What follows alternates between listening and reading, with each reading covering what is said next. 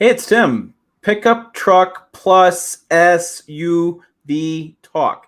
I got a comment today that as a grown adult, I should be able to say my channel name in a slow manner and enunciate every word. Oh, hey, joined by the 5 foot wonder world, Jill Simonello. No, just kidding. So we're doing another live stream tonight. Yeah, I get that comment today. They're like, as a grown adult who says your channel name a dozen times, you should say it slower. But it just kind of flows. Pickup truck plus SUV talk. Yeah, it just kind of comes out. It's like, I don't understand what, I don't know. Anyways. But I mean, it's kind of like listening to native Spanish speakers when they talk. They are very, and you can't pull the words apart. So I don't know. So that person needs to speak Nebraska. All right. Or Midwest. So you said Midwest. Midwest. Yeah. Well, people say people told you have a Midwest accent? They tell me I have a Chicago accent. I get told I have a Midwest accent all the time. And Marky Mark, speaking of the Midwest, wants to know if I'm a Cubs fan. And so here's the thing. She's already doing here's the thing. So here's the thing.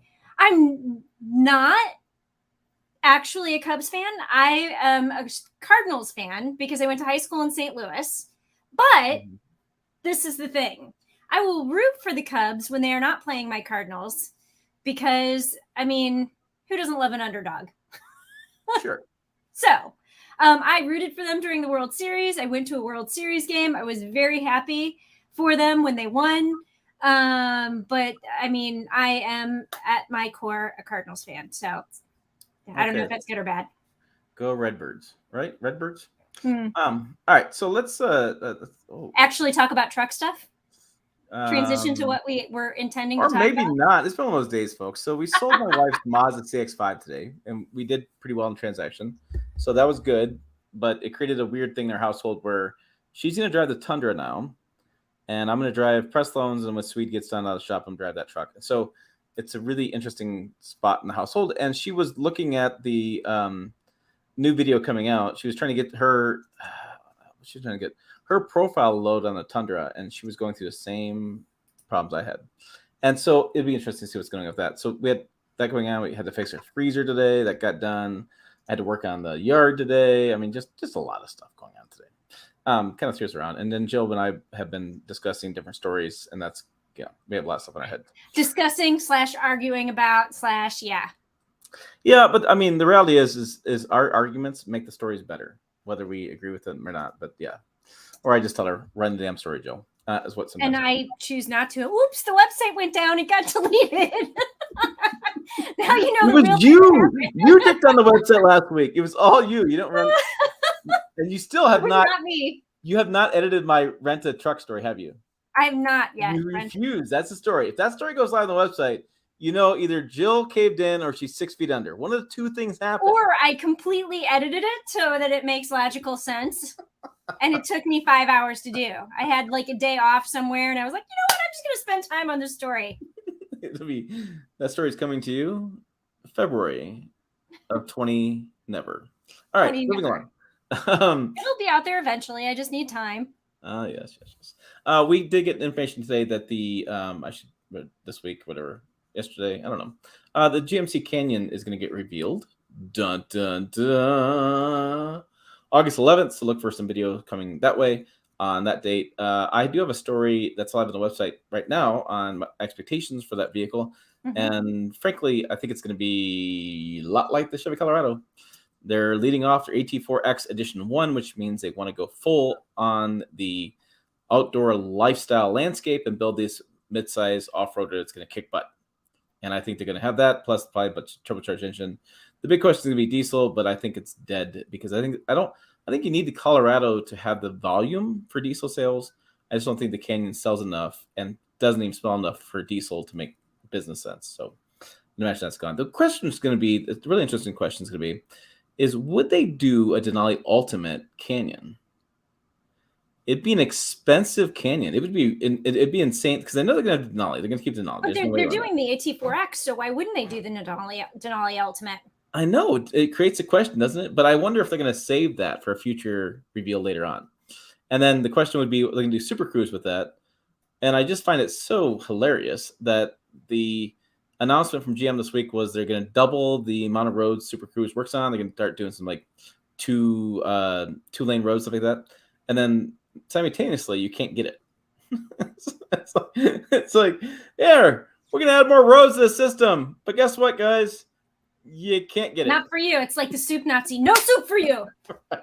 We're going to put it out there, but you can't have it. I mean, if you have a GMC Sierra or a Yukon or something that has Super Cruise, well, congratulations. You have more roads you can drive Super Cruise on. But yeah, you can't have it. Nothing for you. Yeah, that's what I thought too. Todd is here. Well, is this Tim and the Adorable Chicago Wonder? Yes, the Adorable Chicago Wonder. That's your new nickname. We have. Because I'm adorable. Yes, we covered that last week. I still need to post that clip of the caller calling into the radio show saying that I sounded adorable. Yeah, you don't. All right, moving on. No, come. Because I'm adorable. Let's see. We had new suit for Super Duty is confirmed thanks to that CEO, Jim. What is his name? Farley? Yes. Haha. AKA the cousin of Chris. Yes. AKA thank you for being on the live stream. Or also, no, yeah, thank you for being there, covering for me. Yeah, we did get confirmed on a Q2 earnings call that it will be out later on this year. We do have some spy photography of it on the website and on YouTube channel. Basically, going to make the same clamshell headlights they have in the F50, make it all match, make it all looky the same. And I think the diesel will probably be the same. They'll probably add a little more torque to it, right? They always do. They always find some magical torque increasement power. I think Godzilla lives on, and I think the 6.2 liter V8 probably lives on. The question is going to be on 10 speeds. They're going to go 10 speeds throughout the lineup. I want to say they don't have 10 speeds on Super Duty. Think about that a little bit. But they have the tremors and such. So yeah, I don't know. I'm kind of like, I want to get excited for new Ford Super Duty, and I went to the launch a couple years ago. It's gonna be really cool what they can do with it, but I think they've kind of pushed the envelope as far as they can with the F50. I don't think they're gonna do anything that's gonna be so amazing. What I am really gonna be curious about, the one factor I'll be curious about, would they do power on board with the Super Duty, and would they actually do a hybrid Super Duty with power on board? Because then you could go camping off grid. You really could take whatever trailer you wanted to. Right now, you take F50, you can bumper pull with it. You can do something off grid. But, the guys that want to do fifth wheel camping off the grid, they could actually do that. That's going to be interesting. No, I'm not making a pickup truck plus SUV hat with I'm adorable written on it. But I need that. And actually, it should probably go across the logo and it just say adorable. No. Maybe that's what we could put on the tent. So Tim is gonna buy sponsor our Rebel Rally thing, and we're talking about him buying our tent, and we're trying to figure out how to get a logo on it. By the way, Velcro seems to be an idea, because then you can take the Velcro off to put it back in its package and then put it on when you. So that's the conversation I'm having right now, but potentially Velcro, because they're like, well, let's just stitch it on. And I was like, no, you break the water seal. That's a no. I need a waterproof tent when I'm, camping for 10 days. But yeah. And so then on one side we could have the logo, and then the other side we could have adorable.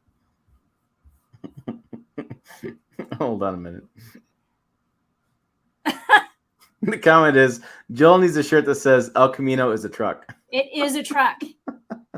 It's got red. It has the definition of a pickup truck. So speaking of stickers and things we're going to talk about, so Gene wants to get some stickers with Brute Squad on it, but I should show you. So I made shirts for me and Kristen. Oh yes, they have the Brute Squad logo on it. And I do have stickers. Oh. I made stickers. We have Bruce.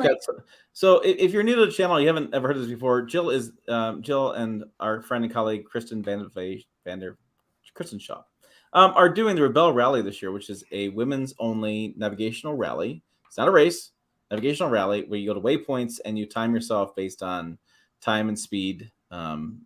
how fast you get waypoints, how quick you do the course, and you have to stay in the desert for like 10 days. I don't know how many days you mean in the desert. Anyways, you have to 10. camp and you have to drive every day, camp, drive every day. No cell phones, no GPS. You only get the compass that Jill's showing off on the screen right now, and you have to plot your way around the desert. Yep. So, speaking of stickers, you won't believe what came today. Well, hold on. So, Gene, you know where to find me. Let me know what your address is. I'll send you a note, and I will send you a sticker. Okay, do that. But I have the sticker arrived today. Oh God, no! Wait a minute. I'm now. I need to Now I have my own pens and pencils. I can make maybe a bigger. No. So here's the story. This sticker is from a friend of the channel, Overlanding for Fun, Tim. He's not me, Tim, but anyways, it said Wonder Tim's powers activate. And we did the live stream. Jill wrote no on a sticker because she couldn't get a word in edgewise. No surprise with me. And she just put that on her image on the screen. I know. I'm like, I'll just go like this. Every time he puts up the Wonder Twins activate or Wonder Tims, whatever, you just need the ring with the purple jewel in it, I guess. So you can, right? Yeah. Pow. So we have Overlanding for Fun. He sent me some Instagram stickers. Oh, they're pretty that's badass. cool. I thought about making some. We need to make some of these. Get on that, Jill. So we have this to print, my friend. And I have this thing. I'm not sure what this is. It's like a coaster thing. Sorry, we're completely off railing. Oh, it's Velcro. Ah, it's a Velcro Overlanding for Fun.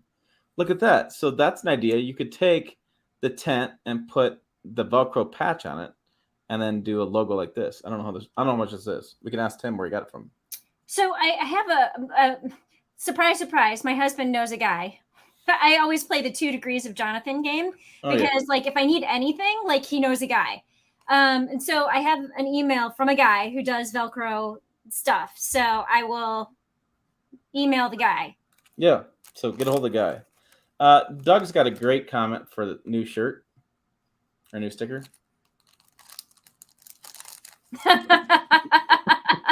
So Doug says, I have an idea for a sticker. You have GMC's get more comfortable seats. I don't understand what the difference.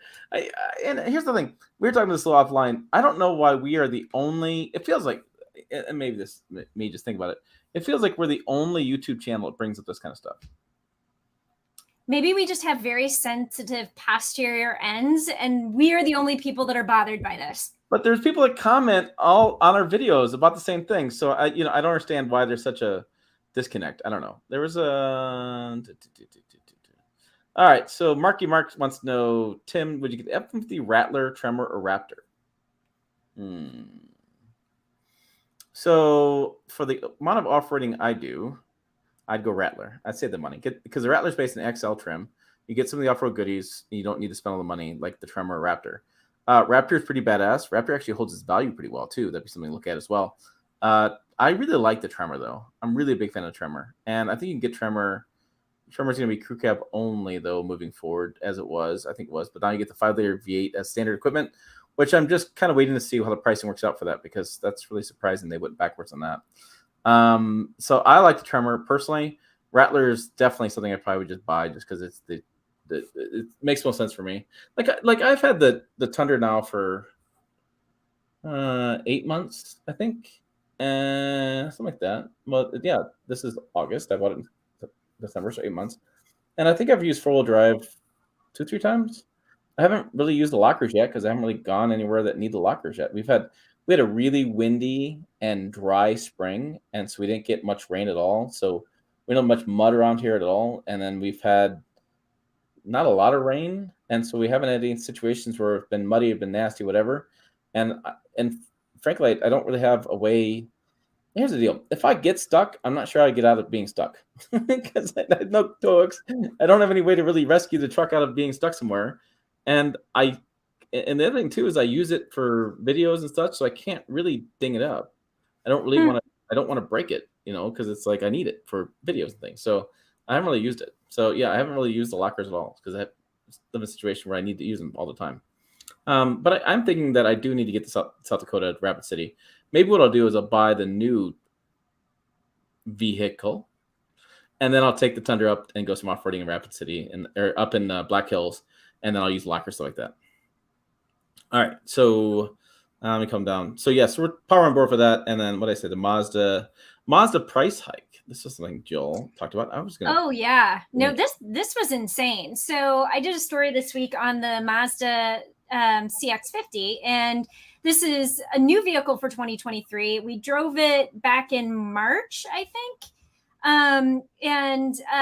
so this is kind of similarly sized to the Mazda CX-5, and in my mind, there's still a lot of questions about whether or not the CX-5 goes away with the introduction of this CX-50, even though Mazda's like, no, the CX-5 is, urban chic, and the CX-50 is off-road, overlanding, whatever.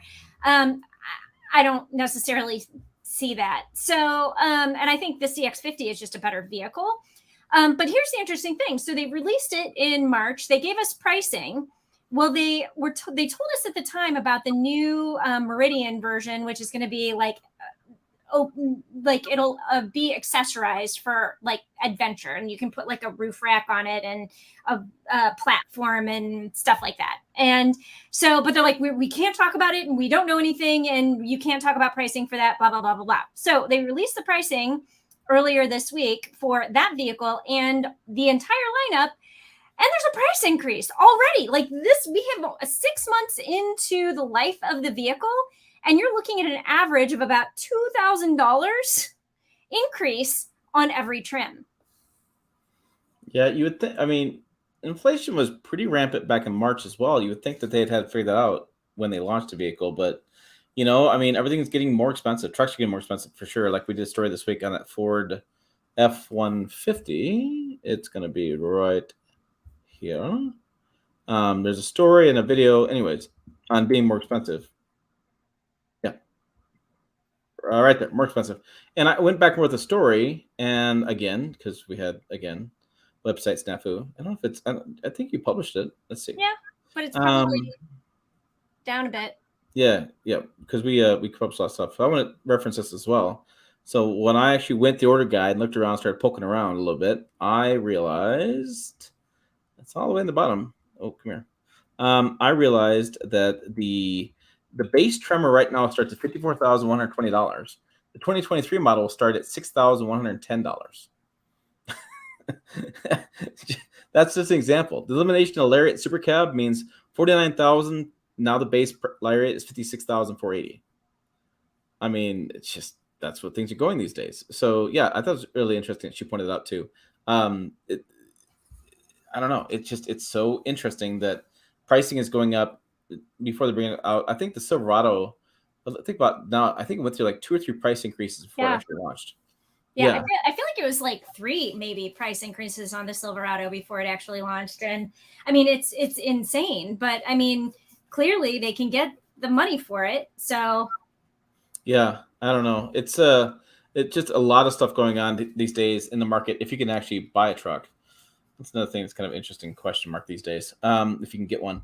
So I have a Maverick on order, and the dealer I've been talking to, I mean, wife says no. I'm still thinking about buying it just because whatever. And he was like, no matter what you do, do not cancel your order. I want your order. I want your truck. He goes, everybody else. He says, funny, 3 people at dealership ordered a Maverick, and 2 of them got canceled.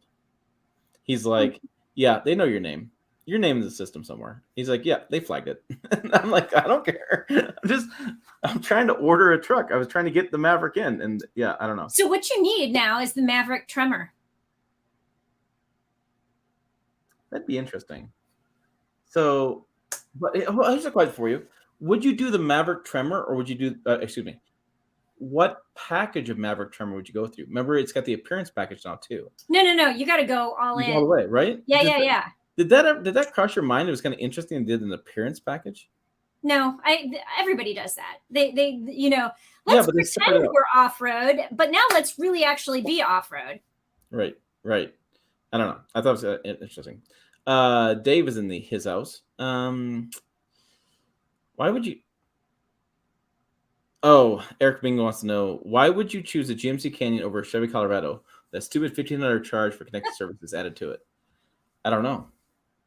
I really don't. I think people buy the Canyon because they want the Denali. I think that's why they sell most of them. I think the SLE or SLT, whatever they're going to offer this year, is kind of like a foregone, like, oops, it's on a lot, I'll just buy it anyways kind of truck. I don't think anybody actually orders that truck. I think people buy the Denali, or if they're going to buy an SLE or something like that, they're going to build it themselves. I think that's what they're going to end up doing. But yeah, I don't know, that surcharge. I would like for that to make a difference. I would like for that to make such a difference in the media or to customers that they take it off. We're making a big deal about it. I've made a big deal about it. Would that? So explain that again. Oh yeah. So for those who weren't aware of the story, so I want to say a week or two ago, we learned that GMC is now putting a mandatory 3-year $1,500 charge on mandatory $1,500 charge for 3 years of OnStar and connected services service. So you pay the money up front, right? $1,500, and that covers like a 3-year trial. And then after that, if you wanted to continue, you would have to pay a monthly fee. Yep. And the thing that kind of got me upset about it was it's in the MSRP of the truck. You can't dealer negotiate that out. You don't have a choice. It's in the price, and it's not an option. It's not even an option. It's listed under standard equipment, and so you have to get this 3-year plan. No matter what you decide, you use it, don't like it, whatever. You have to have it. And the reason they're doing that is they can, A, and B. But there's also this thought that as cars get more complex, that they're going to need more connected services to use your vehicles, and so they're just going to start making that mandatory stuff, because if you don't have it, you're not going to get all the features in the vehicle. I think that's garbage. But you look at the thing, and I was talking, like I said, my friend Jeff Hunter from GM Trucks, no, not GM Trucks. Yeah, he does GM stuff. Anyway, General Motors stuff is his channel name. He was saying that you have to have the connected services, maybe the right word, wrong word they used from GM, to be able to use the Super Cruise. Yep. So you're going to pay $2,500 for Super Cruise. Then you got to pay $1,500 for 3-year service. And then if you want to keep Super Cruise after 3 years, you have to pay some unknown monthly charge that we don't know at this moment what's going to be to keep the service going forward. Yep. Well, and so that was like the big aha about 2 years ago, right before the pandemic. I remember, I can't even remember, I don't remember who it was, but somebody wrote the story about Super Cruise being a subscription service. And like nobody had thought about that before because it was a 3-year trial. And at that point, like the CT6 had it, and that was like getting ready to come off of the trial. And people were like, wait a minute, now we have to pay for it, but it was free. And so like nobody in the automotive world like thought about the fact that Super Cruise was a subscription fee. And it was just like, and it was right around that time that BMW was charging for Apple CarPlay services, like a month. I think it was like $80 a month. And so I feel like a lot of automakers are throwing spaghetti at the wall, and they're like, let's see what sticks. So Apple CarPlay, Android Auto didn't stick. So now they're trying with this OnStar connected services. And then, in other countries, BMW is like, let's see if people really want heated seats. Let's make them pay a subscription fee for that. So I really think over the next couple of years, like we're going to see automakers charging subscription fees for a lot of stuff just to see what people get outraged about. Yeah, I totally agree. And I remember driving the Ford Blue Cruise this spring or something like that, and Ford couldn't tell me what the price was going to be after 3 years. So, you can get this service, you can pay the money, but there's no understanding what it's going to cost at the 3-year period. I'm glad you brought up the BMW, because I've been seeing that in the comments, and people are off the rocker on this stuff. And so let's explain, Jill, because I know you know this well. What is the real thing going on with BMW? People are just outraged about it, but should they be? Yes and no. I mean, no, not in the United States, because they're not charging a subscription fee here. But the idea is, I want to say in South Korea and maybe some other markets, they are testing the idea of a subscription fee. So they will equip your vehicle with heated seats. But if you want to be able to use them, you need to pay a monthly fee to turn that feature on. And, I think, and I'm trying to remember the last BMW that I had. That is a feature in the touchscreen display. So it's not a hard button. So that would make it very easy for an over-the-air update to just disable that button if you're not going to pay your subscription fee. So, I not in the United States, but I think that if other markets are willing to pay that fee, they might try to bring it here, but they're not bringing it here now. Yeah, and so that's the future right now is subscription stuff, and I'm so tired of paying subscriptions I could scream, but everything I have to do these days is a subscription. I basically own nothing anymore. I'm paying monthly for my TV. I'm paying monthly for this software you're seeing right now on the screen. We pay monthly for that. I pay monthly for the some of the graphics we use. I use a package for that. I mean, it's like everywhere I turn, I have to pay. And then my cell phone, right? So you pay 2 years on that. Then when you're done, they're ready to trade you in for something more to get you paying more again. And it's like, can I just own something? Yeah. No, I mean, seriously, because it's like I have a Hulu subscription. Then my husband has Netflix and Amazon Prime subscription. And then, there's cable subscription. And there's, we have 2 internet services because we have Comcast as our main provider. And then because I do a lot of uploading, downloading of things, we have fiber. So we have AT&T fiber. So it's like we pay for AT&T, we pay for Comcast, we pay for cable, we pay for, everything. And yeah, I mean, I would be very happy, just cutting the cord and do it, not paying for anything. But because let me go like this. I'm a reader. In case you missed that, I'm a reader. I don't need TV.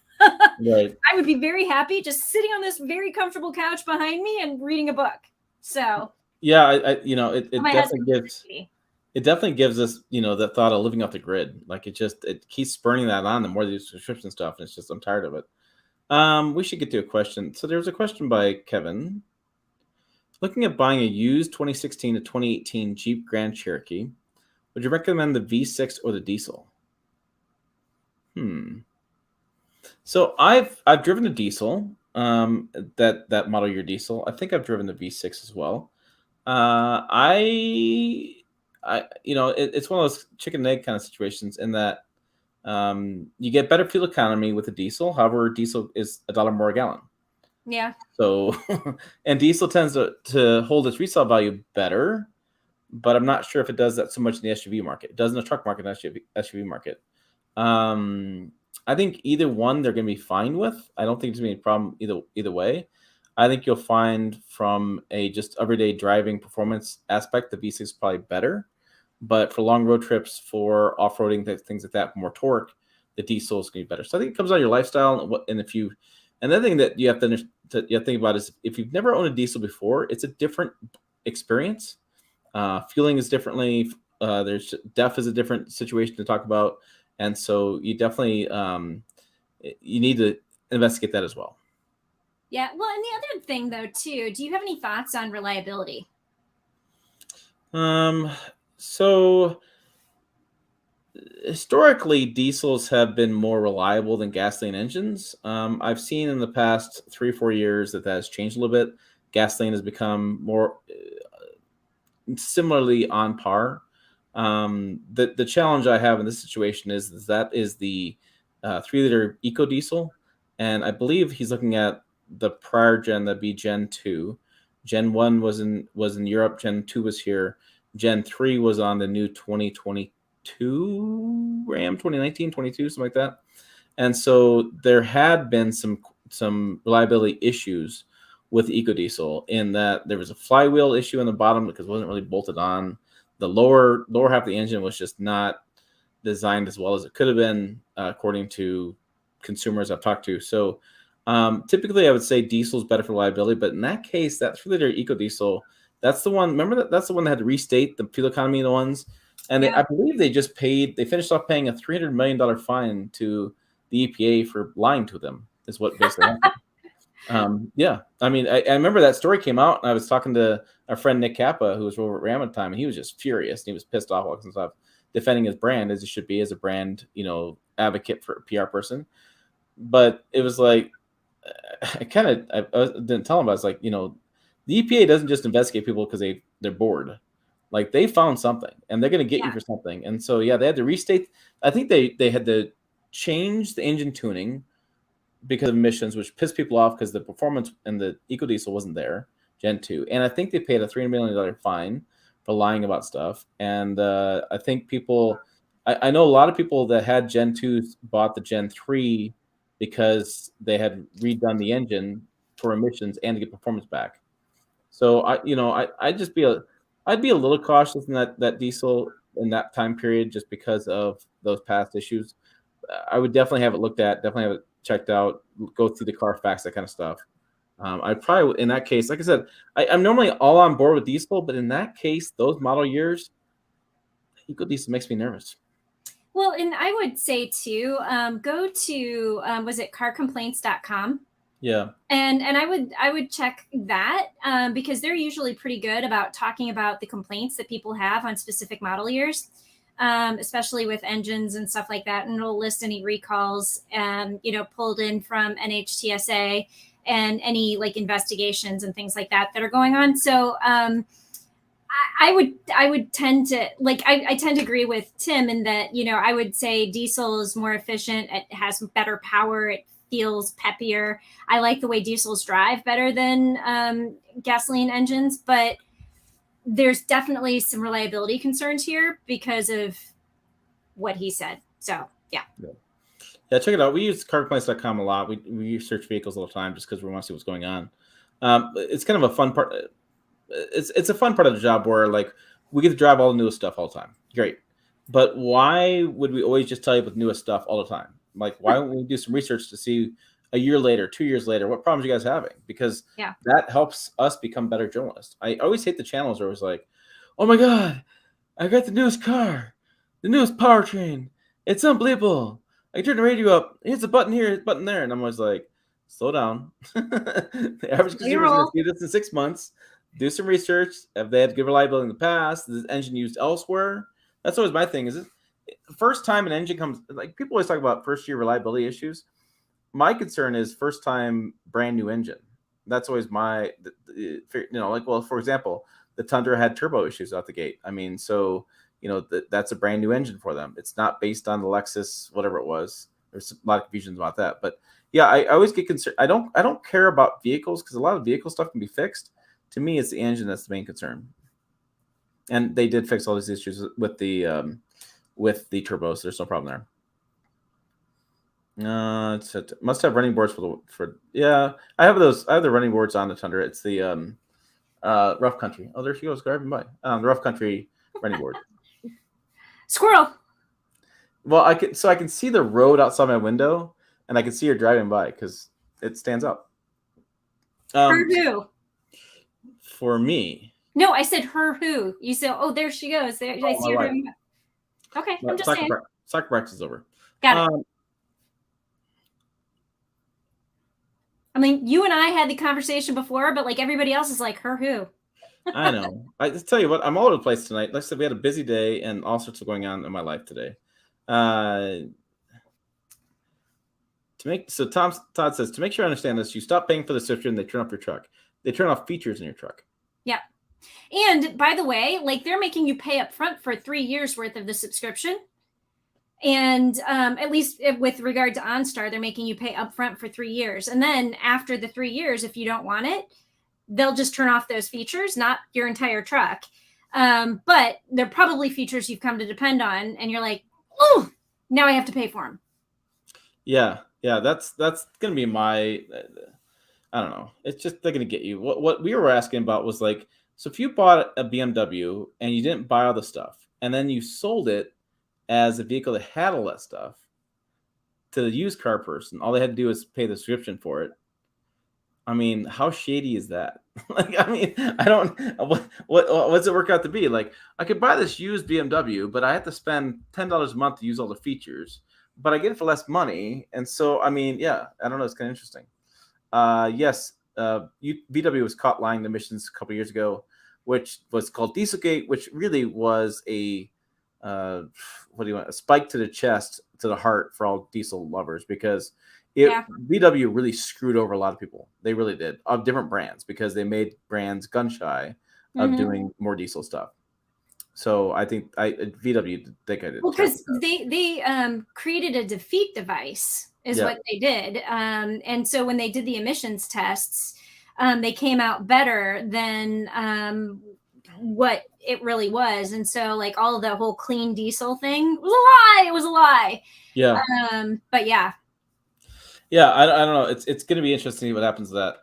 Gene wants to know, do you see a Chinese or other out-of-country company sliding in and offering truck and car without needing subscriptions? No. I think it's going to go the opposite way. Because, well, look at that. Our friends were in Vietnam, that VinFast. Oh, fair. Yeah, Fair. so That's VinFast, interesting. you know the story a little better than I do, though. VinFast is offering batteries for lease. Isn't that the deal? So you buy the car. So I was looking at the VinFast VF9, which is their large SUV, and it's one of the vehicles that should be up for NACTOY voting this year, which is why I was kind of like researching it. And I want to say the base price of that is $55,000, but that is just for the shell of the vehicle and the tires and that kind of stuff. And then you pay an additional monthly subscription fee for the battery, or a lease fee. You lease the battery, you buy the car, but you lease the battery. And I find this to be fascinating because I want to say, and I don't have the exact numbers in my head, but I feel like it's $130 something per month for the lease of the battery. So that would be on top of like the $600 or $700 per month you're paying for your, I was going to say mortgage, but your loan fee. Well, some of these cars really are mortgage rates these days. Yeah. Yeah. But so I find this interesting because one of the big, I think, barriers to EV ownership is the cost of the battery replacement. People freak out. Well, when my battery fails in 3 years, well, first off, it's not going to fail in 3 years.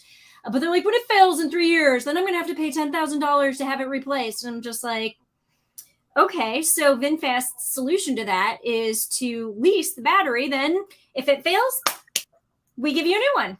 No cost, no fuss, no muss. Just bring it in, swap out the battery, and go. And plus, I believe they swap out the battery at least once if it deteriorates to a certain point. So let me ask you this $1 million question. Let's say you're not typical Jill. You're not having an aversion towards buying, new cars, and you're shopping for a new car, and you had to have one. Where would that put you? Would you consider the VinFast situation? Would you buy it? No, because here's the thing. If I'm going to buy a new car, I'm going to have the money saved in my bank to buy the new car. I don't want a monthly payment. I don't want a monthly payment. Again, I said, if you weren't Jill. But no, I'm going to I'm going to spend the money and buy a new car. Like, I don't want a stupid subscription fee.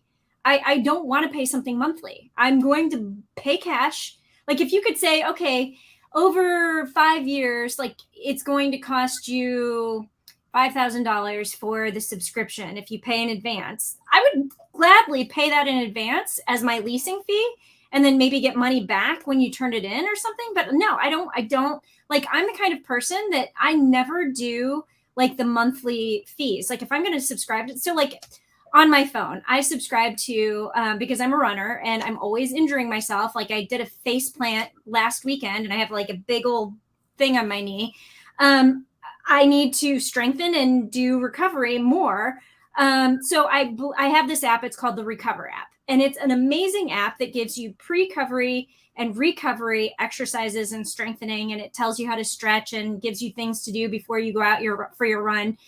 And if you wanted to, I don't even know what the monthly subscription fee is, but you could do it monthly, or you could spend like $46 and get the subscription for the year. Why? You're saving money by buying it for the year. So I bought the subscription for the year. I don't want a monthly fee. Okay. I feel that way about Photoshop because that is another stupid subscription fee. Yep, you can't just buy the software anymore. You have to like pay a subscription to Adobe. And so I do that annually. I don't do that monthly. Microsoft Word, another stupid effing subscription. Don't get me started on subscriptions. I hate them.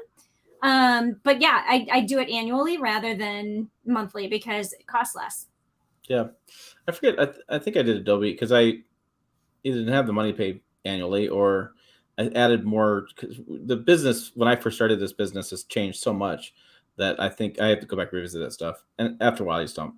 Yes, that was a hashtag Joe rant, which, by the way, we got an email today that said the person was upset we weren't doing news anymore, no news recaps. The simple answer was the views were going down, but he was very sad there was no more Joe rants. So I one of the things that I was thinking about doing. What? I don't know this, folks. Yes, you do. Do I? I talked to you about putting my Jill rants on the website and the video player on the website. Oh, yes, we did discuss doing that. We have discussed doing a Jill rant. I do have one Jill rant in the video player right now on the website. I still think we need to separate those out and put those in individual videos because people love that stuff. Yeah, maybe next time we get a Jill rant, we will do a separate video on that. Speaking of nothing remotely close to what we're talking about, I have a van this week, and it's not white. It's actually, you saw the color. It's actually like teal green. It is a hideous color. It is a crazy color. So but at least it doesn't look like he's going to go kidnap children with puppies and ice cream. My kids keep asking me if I have free candy. Anyways, so Mercedes-Benz did not allow me to build a van on the website. So I thought it'd be fun to take a moment and let's look at this. Have you ever shopped for a van? No. I have never shopped for a van. And I got to tell you what, as a journalist, never covered this. I was showing Jill earlier. I have, I don't know, like 6 or 7 pages of press releases printed out because I want to sit on, like, circle them, go through them, and remember details and make a list and stuff to talk about. Because it's so much fun to drive this thing. It is so much fun to drive it. I can't believe I get to drive it. I'm going to drive it South Dakota tomorrow.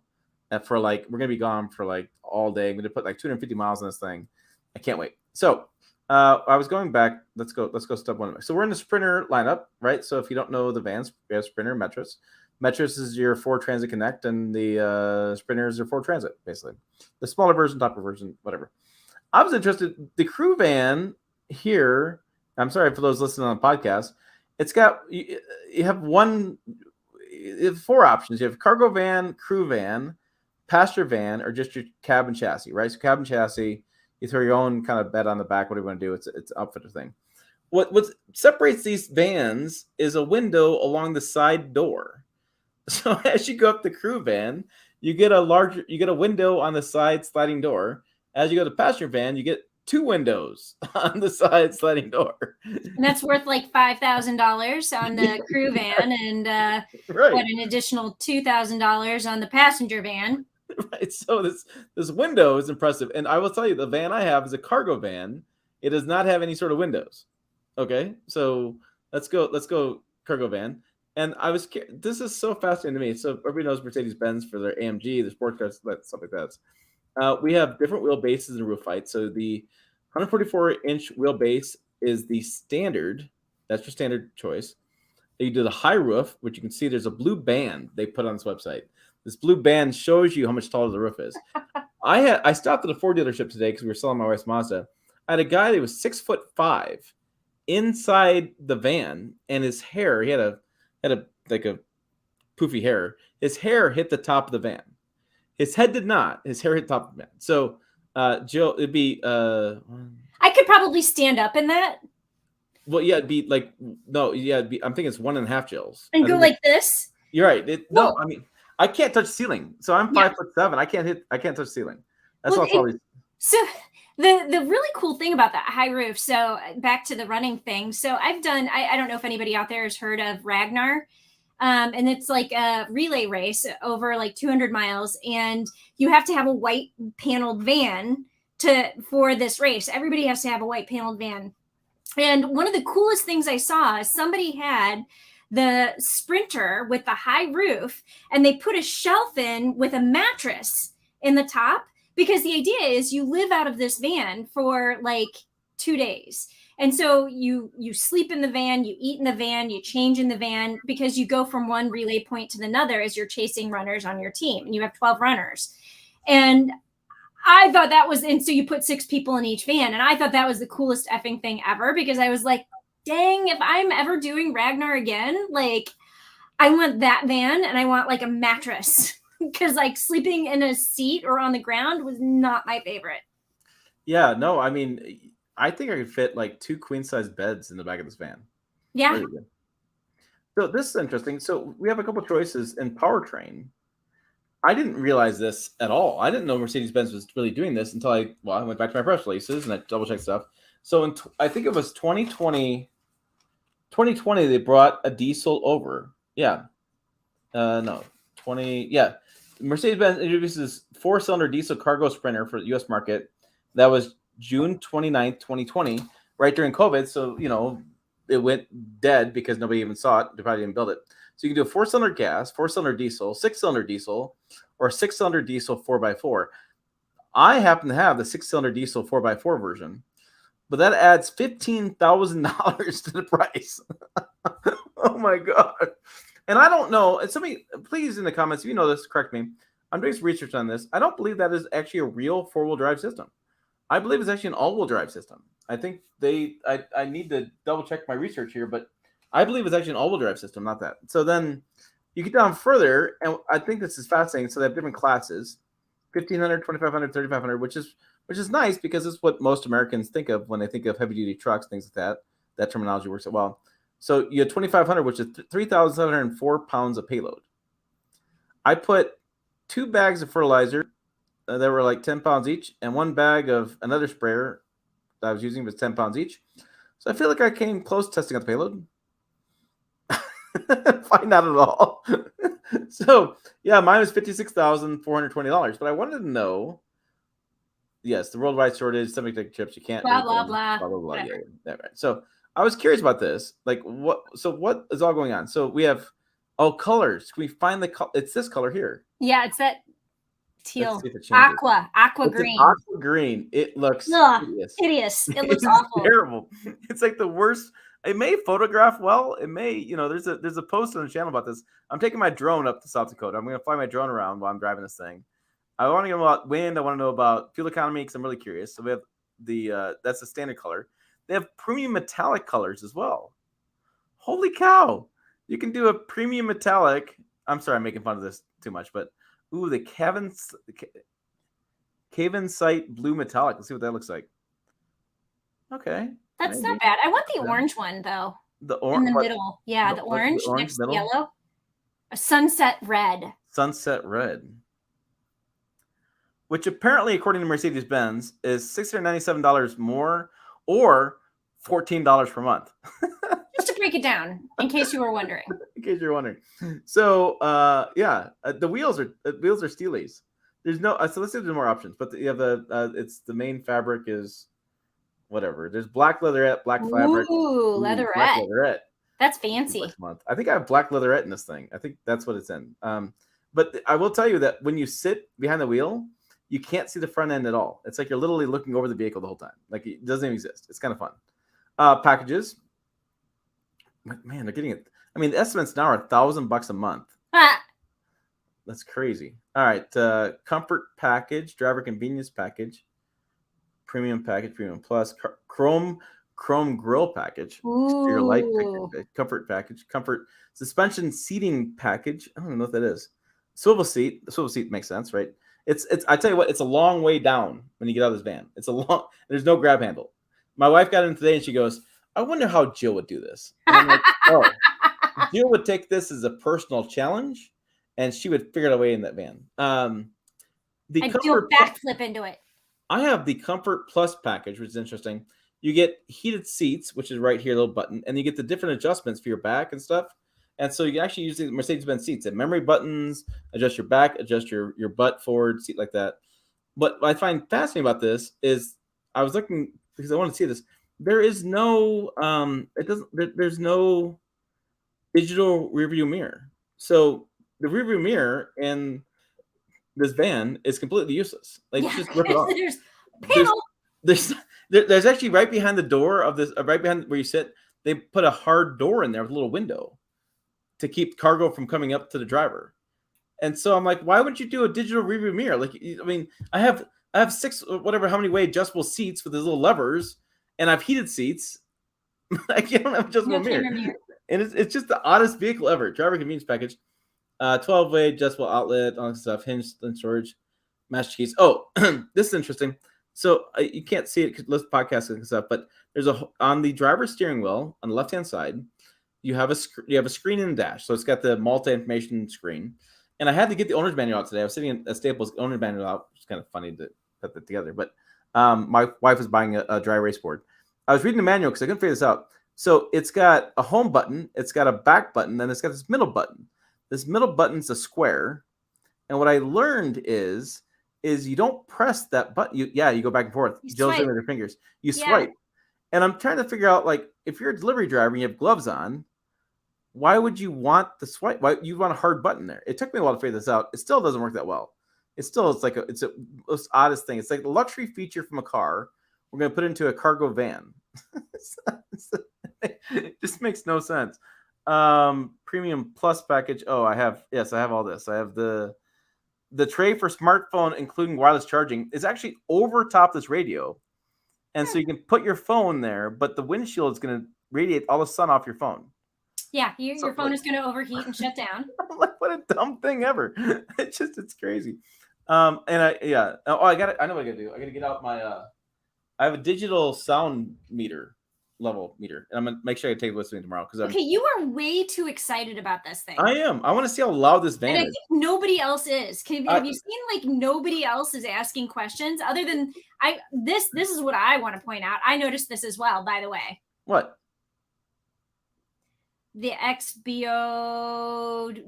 X Smith? $15 or the 1500 has a higher payload than the 2500. Huh. Oh, I can get alloy wheels. Oh God, he's like completely ignoring your question. Sorry, because he's geeking out over this thing. I think we just dropped 20 people watching right now because you're talking about this. Well, no, I don't know. I know it's not interesting. Well, it is interesting. Darn it! It is not. Move along.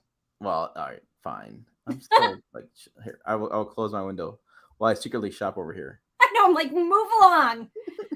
we need to like move along, my friend. This thing fascinates me though. Like, why? We don't do enough. Nobody does anything on vans, and it's sad because vans can be really cool. Here we go. I'm changing the topic. Okay. Brad wants to know. I thought the new Ranger was coming out soon. Any word? What that'll be next year. He's still looking at the. He's still shopping. He is completely lost to us at this point. Well, so we've been having a little bit of a discussion about the Ranger because Tim and I seem to think that it's going to be a 2024 model, but I feel like Dave thinks it's going to be from Altering Nation thinks it's going to be 2023. I think it's going to be revealed in 2023, but I don't know that they would put a 2023 model on something they reveal in the same model year. That brings up a really interesting question. Somebody asked me today. He's still waiting for his Tundra, and he's ordered a 2022 model. It's not going to be here until they told him November of this year. So does that make it a 2023 model? And then do model years even matter anymore during COVID situation or shortages, whatever word you want to use for the world right now? The model years even matter anymore? I mean, because you can't get it anyways. So does it matter? Well, that's my question. I mean, does it? I don't know. Yeah, and I mean, Tesla kind of has this theory, or at least they did. I don't follow Tesla as much as I once did because I will never probably drive one. But they used to do this thing where the model year was like January 1st to December 31st. Cars built from January 1st to December 31st, 2022. Built on January 1st to December 31st, 2023. 2023. So they really that was how they delineated their model years. Right. So I just back to the question. This is the question of days. Put your comments down below. Do model years even matter anymore? I mean, does it even matter at all? Doesn't even make a difference? No, he was wrong. No, hold on. Would you go back to answer the original question? Okay, so 1500 actually has less payload than 2500 by 200 pounds. Yeah, that's what he said. No, 2500 is more payload. Look, but I can't get the 1500. There was something. No, when you put on something, when you clicked on a different engine, there. Oh. Yeah, so if you do 4x4 600 diesel, you actually have less, and I guess whatever configuration you're looking at, it is possible to get less payload in the 2500 it is the 1500. Yeah. I'm like, no, when you were looking at something, there was less payload there, because I thought the same thing. It's interesting. So anyway. But to go back to answer the question about the Ranger, because yes, Ranger, sorry. 2023 is when you'll see it. But I don't know what model year it'll be or what the I imagine we'll see it revealed in early 2023 with mid to late year availability. Model year TBD. Yeah, I don't think it really matters. Whatever. One person. Sorry, Tyler. Says, I like your excitement about it, Tim. I get excited the same. I'm telling you, this thing's freaking awesome. It's fun. Here's why the van's fun. I'm going to tell you right now why it's fun. All right, back to the van. It's different. It's so different. Green. It's so different when we normally drive. Like I love driving trucks, but then I get SUVs. Like I had the Nissan Rogue last week. Okay, it's fine. It's a little underpowered. I didn't love it. It's cool. I think that the Nissan's doing a lot better design work these days. I mean, it's fully loaded. It was $42,000 was probably a good price for it fully loaded. But I've driven that model for 3, 4, 5 years now. I always tell people all the time, if you want to be an automotive journalist, and that's your goal in life, then what you have to do is you have to get the Toyota Camry every year for the past 20 years and be excited about it each and every time you get it. Because that's the job. That's the job. I get the I put TRX on my t-shirt. You get the TRX, you get the Raptor, you get, a Bronco, something like that. But those are the occasional vehicles. You get 4 or 5 of those a year, baby. Yeah, and every other one is a Toyota Camry. Yeah. And nothing against Toyota Camry, because actually the Toyota Camry's come a long way. The Toyota Camry, the TRD, is really flipping awesome. I'm just going to put that out there. I loved that vehicle. I had it when I was in Arizona a couple of weeks ago, and it was so much fun. It was an amazing, like, blue color, and it had the red accents, and it was just like red seatbelts, and it was really cool.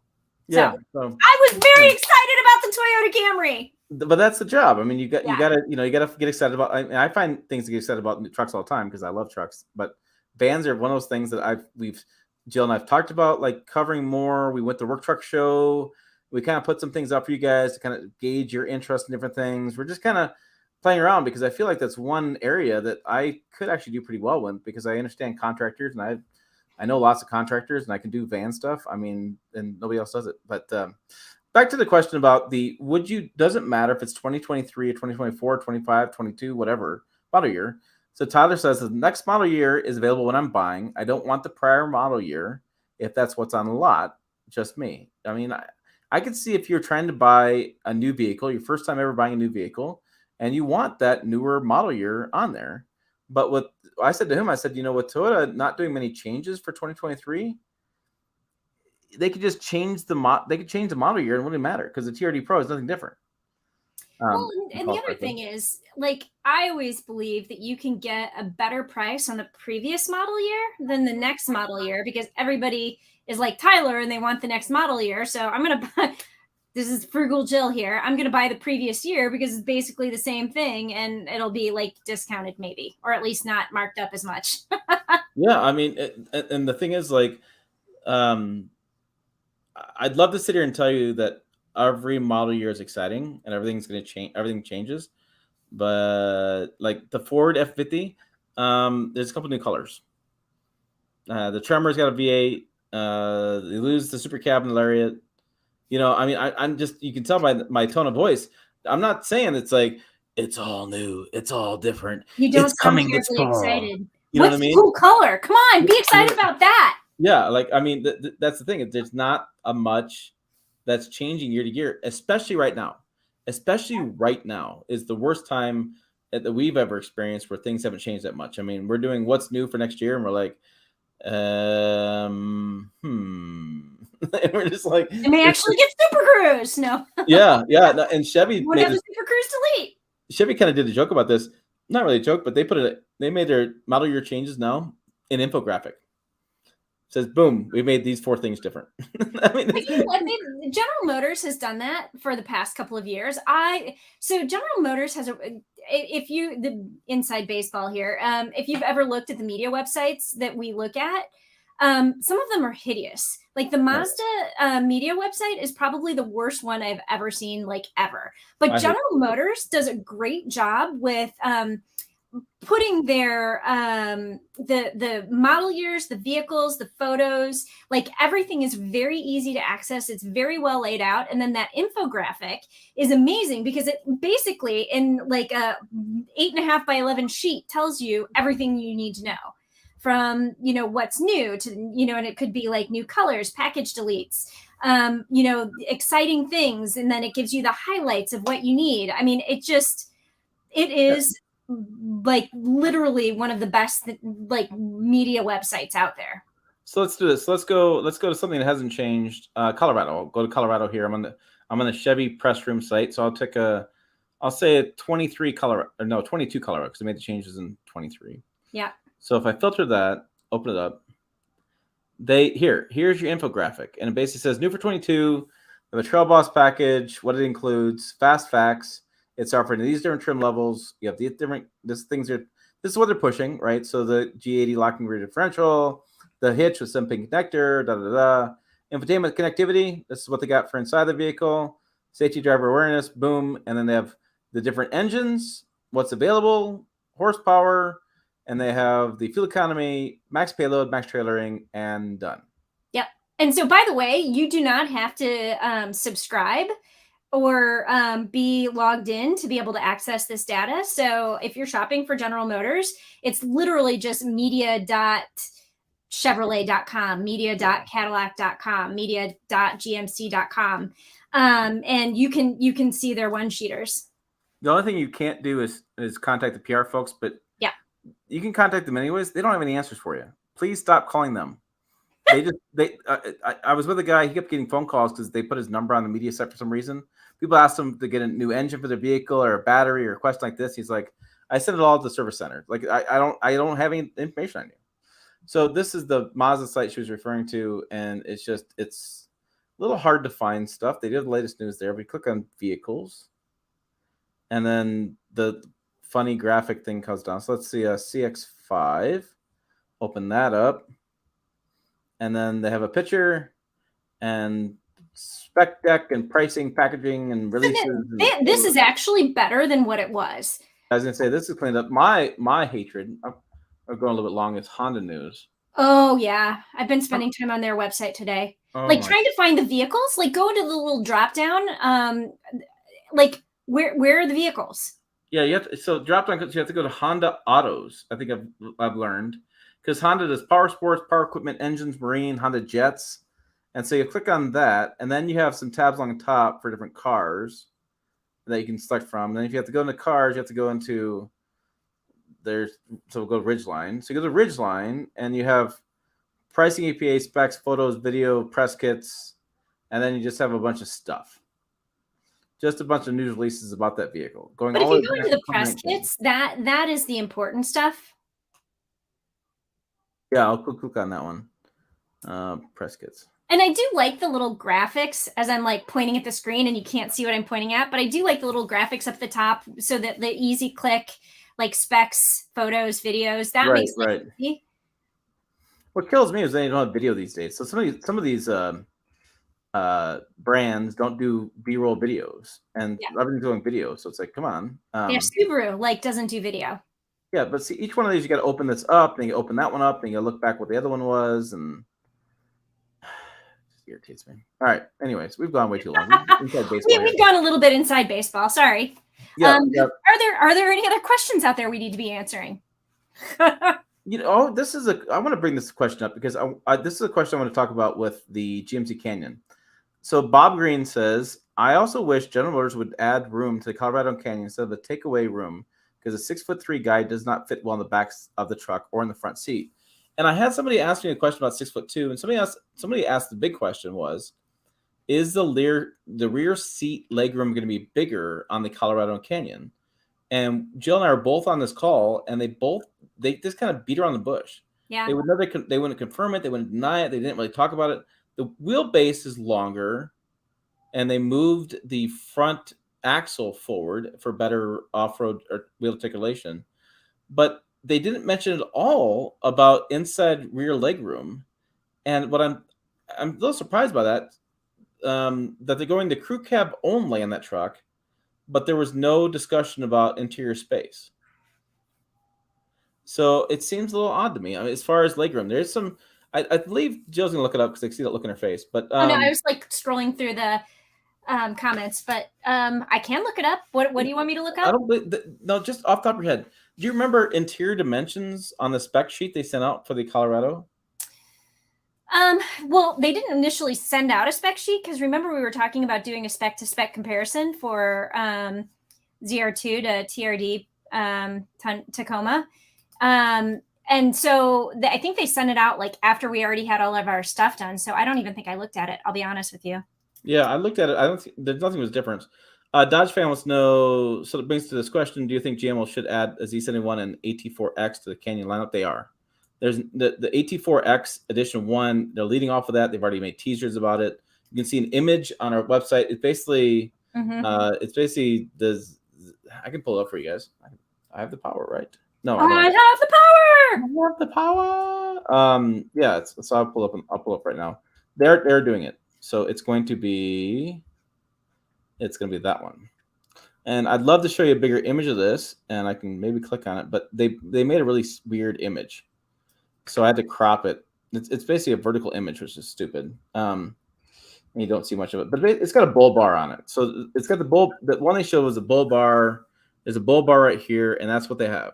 That's the lights. That's the teaser image we have. So there will be an AT4X version of the Canyon coming. And I was able to pull up the spec sheet for Canyon. Let's see if I can be digitally, or the Colorado, not the Canyon, if I can be digitally savvy enough to do this. So I want to share a window, and I think this is it. Let's see. Here's hoping I'm pulling up the right thing. Ah, yes. So yeah, so they did. Let's see if I can make this a little bigger. They have interior dimensions. Yeah. And so I don't know what. Oh, sorry, we're talking on top of each other. They did list the legroom. So rear legroom is 34.7. So let's do some research here. We're going to answer this question live in the air. This is how journalists work. This is actually how Jill and I work during the day sometimes. We're on Google Chat. We're like, and we start asking each other questions, and we start doing some research. So I'm on media.chevrolet.com looking at 2022. They have a spec chart. I'm going to pull up the spec chart. I'm going to download it. I'm going to open it up, and it's a doc thing. Come on, open. I don't know if I can share this because the way it's done on my screen, but I can try. And I'm looking at the interior dimensions. Leg room for the crew cab in the rear. This is the 2023. So I've got the 2023 on the screen. Yep, I have 2022 pulled up. I don't know if it's showing. I don't think it's showing. It's not. Yeah, so I have rear leg room on the crew cab 5'2" box for the 2022 was 35.8. Ooh, 910 millimeters. That's rear, right? That's rear. Okay, so more legroom in 2022 than 2023. So they actually made it smaller. So they actually made it smaller. So what do you got? I'm kind of trying to pull them. I can't pull them both at the same time. But what do you got for overall? Let's see. What about shoulder room? Okay, so shoulder room is in the rear is 56.1 inches. I have 56.2. Okay. What do you got for? Let's go to top headroom. For the rear. Headroom is 38.3 inches in the rear. Yep, I got the same there. And what about the hip room? 53.1 inches in the rear. I have 53.3. So it's slightly wider, but shorter. Yeah. I mean, 0.1 inch, very, very slightly. But the nut of that is the 2023 model is smaller in terms of interior volume than the previous model. I was like, do they have like sometimes they'll list the max, like the interior volume.